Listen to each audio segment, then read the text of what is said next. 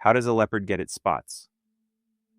An embryo is just a ball of identical cells with no map, no blueprint, and no artist telling each patch of skin what to become.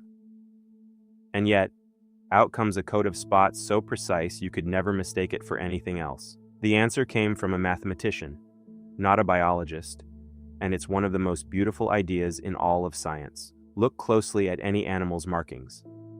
A leopard's rosettes, a zebra's stripes, the swirls on a seashell. No two individuals are ever identical, and yet each pattern is unmistakable for its species. So the pattern isn't drawn cell by cell from some genetic picture. There is no picture. Somehow, order has to appear on its own, out of a smooth, featureless start. For a long time, nobody had any idea how that was even possible. In 1952, the mathematician Alan Turing, the man who cracked Enigma and founded computer science, wrote his very last paper, and it was about biology. His idea was this. Imagine two chemicals seeping through the skin of an embryo. Call the first one the activator. Wherever it appears, it makes even more of itself, and it spreads slowly. The second is the inhibitor. The activator switches it on too, but the inhibitor spreads fast and far, and it shuts the activator down.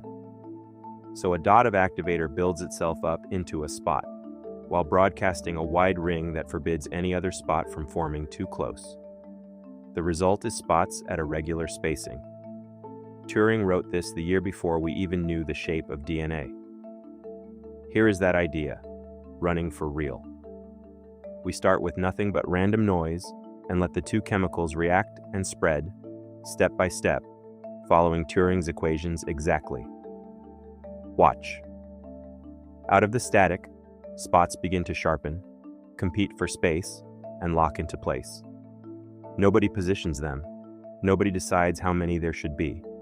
The pattern organizes itself, purely from a local rule repeated across the whole surface. And now the astonishing part. This is a single equation, and it has just two main dials. How fast the chemicals are fed in, and how fast they decay. Nudge those two numbers, and the very same rule paints a completely different animal. A little one way, and you get isolated spots, a leopard.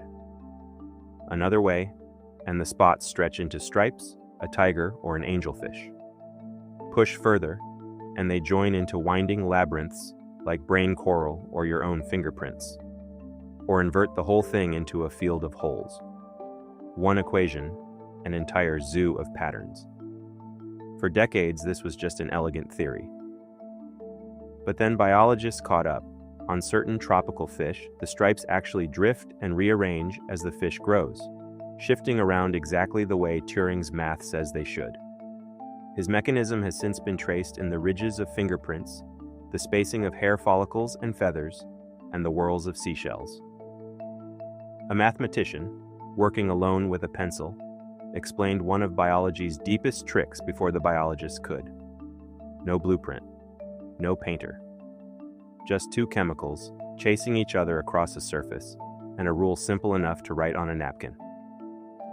From that, nature grows some of the most intricate patterns we know. If that leaves you a little bit amazed, you're in the right place.